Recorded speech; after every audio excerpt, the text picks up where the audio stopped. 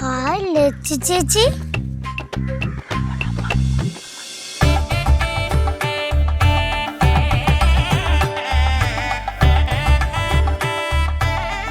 എന്റെ അമ്മ സാരിയൊക്കെ ഉടുത്ത് കയ്യിലല്ല അമ്പലത്തിൽ പോയിട്ട് വരികയാണെന്നാ തോന്നുന്നത്.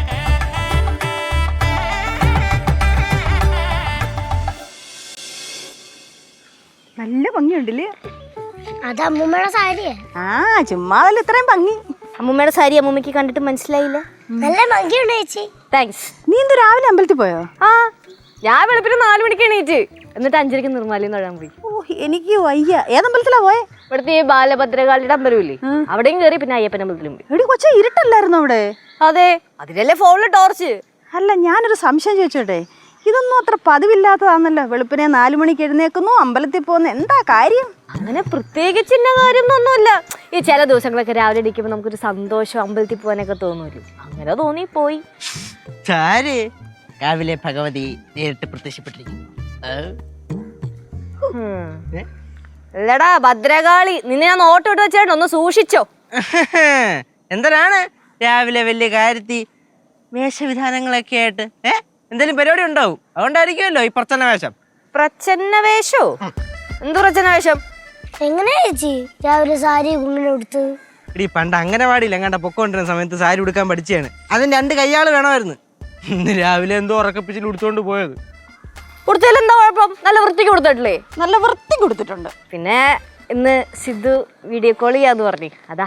ആ ചുമ്മാതല്ല, രാവിലെ എണീറ്റ് ഇത്രയൊക്കെ കലാപരിപാടി കാണിച്ച എന്തോ കാര്യം ഉണ്ടെന്ന് എനിക്ക് മനസ്സിലായി. അമ്മൂമ്മ സംഭവം എന്താന്ന് വെച്ചാലേ, സിദ്ധുവിന്റെ കമ്പനിയിലെ അറബാബു ഇല്ലേ, അവരുടെ വീട്ടിൽ നിന്ന് എന്തോ വലിയ ഫാമിലി ഫംഗ്ഷനോ ഗെറ്റ് ടുഗദറൊക്കെ നടക്കുന്നുണ്ട്. അപ്പൊ കമ്പനി സൈഡിൽ നിന്ന് സിദ്ധുവിനെ മാനേജറെ മാത്രമേ വിളിച്ചിട്ടുള്ളൂ, വേറെ ആരെയും വിളിച്ചിട്ടൊന്നുമില്ല. നല്ല കാര്യം. അതിന് ചേച്ചി എന്തിനാണ് ഒരുങ്ങണേ? എടാ അറബാബുവിനെ പരിചയപ്പെടുന്നു അവരുടെ ഫാമിലിക്ക്. അപ്പൊ എന്റെ അടുത്ത് ഒരുങ്ങി റെഡി ആയിട്ട് നിൽക്കാൻ പറ, വീഡിയോ കോൾ ചെയ്യാന്ന്. പിന്നെ വേറൊരു കാര്യം ഞാൻ ഇപ്പോഴാ പറഞ്ഞേക്കാം. എന്താ? ഇവിടുത്തെ സമയവും ദുബായിലെ സമയവും തമ്മിൽ 2.5 മണിക്കൂറൊക്കെ വ്യത്യാസമുണ്ട് കേട്ടല്ലോ. അതിന് പറഞ്ഞേ ഉള്ളൂ, ഓർത്താ ദൂക്കിക്കേണ്ട, അത്ര തന്നെ. എനിക്ക് ഓർമ്മയൊക്കെ ഉണ്ട്. ഇങ്ങനെ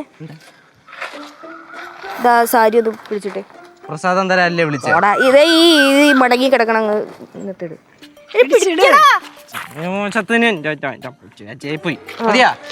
ആയാ സെറ്റായോ? Okay thanks. അമ്മ ഞാൻ അകത്തുണ്ടാവേ. പ്രസാദം ഒന്നും ഇല്ലേ? ബാ വല്ലോ, പഴം തരാം, പ്രസാദം തരാം. ബാ. എനിക്ക് അമ്മൂമ്മ എടുത്താ മതിയോ? അമ്മൂമ്മ എടുത്തു. ഇനി വാ അമ്മാനും പറഞ്ഞു.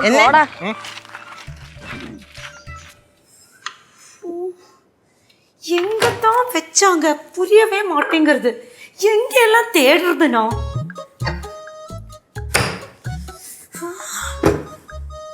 என்ன கனகவல்லி ரொம்ப கோபமா தெரியுது? என்ன லட்சு, இங்க ஒரு பொருள் வச்சா காணமே காணோம். எங்க எல்லாம் தேடுறது தெரியுமா? എങ്ങനെ കാണാനാ?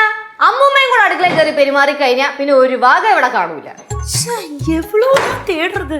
ஏ லட்சு, இந்த அம்மாட்ட ஏதோ சொன்னாலும் புரிய மாட்டேங்குது. എന്തുവാടി, എന്തോ ചുമച്ചോണ്ട് സിഗ്നൽ കൊടുത്തേ? എന്നെ പറ്റി എന്തോ കുറ്റം പറഞ്ഞോണ്ടിരുന്നതാ. ഒന്നും ഇല്ലമ്മാ. എന്തോ ഉണ്ട്. അപ്പൊ നീ എന്റെ അടുത്ത് കള്ളം പറയാൻ തുടങ്ങിയില്ലയോ? അമ്മൂമ്മയുടെ സാധനങ്ങളൊക്കെ വലിച്ചു വാരി ഇടുകയാണ്. ഒരു സാധനം എടുത്ത് അതിന് എട്ടടുത്ത് വെക്കില്ല. പിന്നെ എന്തെങ്കിലും ചോദിച്ചു കഴിഞ്ഞാൽ അമ്മൂമ്മ ദേഷ്യപ്പെടും. ഇതൊക്കെയാണ് പറഞ്ഞത്. അയ്യോ, ഞാൻ എപ്പോഴാണ് നിന്നോട് ദേഷ്യപ്പെട്ടിട്ടുള്ളത്? ഞാൻ എന്തോ വെച്ചെടുത്ത് വെക്കാത്തത്? ഞാൻ എന്തെങ്കിലും അങ്ങനെ ചെയ്യാറുണ്ടോ?